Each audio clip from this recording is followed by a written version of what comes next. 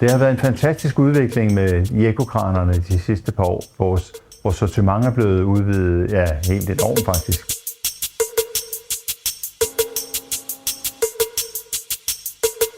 Vi har en 537 kraner allerede. Vi har haft enorm efterspørgsel fra kunderne. Så har vi også fået meget større range. Så vi kan jo nå helt op i 27 meter i dag. Vi har nogle små nogle, der er helt nede i 1,2 tons, så vi har kraner til hvert formål.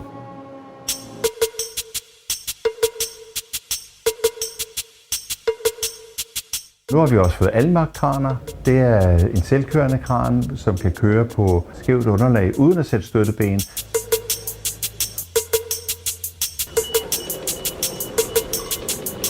De har lavet en masse små transportvogne, som er terrængående med bælteundervogne.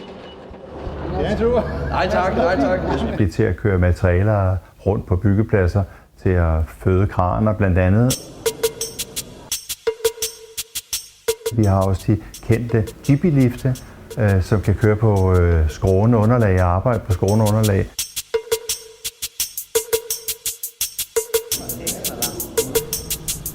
Vi glæder os over, at vi kan løse så mange opgaver med kunderne, som vi nu kan med de her maskiner. Det er jo en fantastisk fornemmelse. Det er det, vi er her for. Hvor de før i tiden skulle virkelig bruge kranfører og kranlastbiler.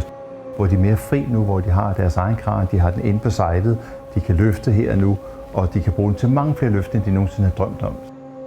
Det er virkelig noget, der gavner dem, og de vil helst ikke af med deres kraner igen, når de først har fået dem ud på byggepladserne.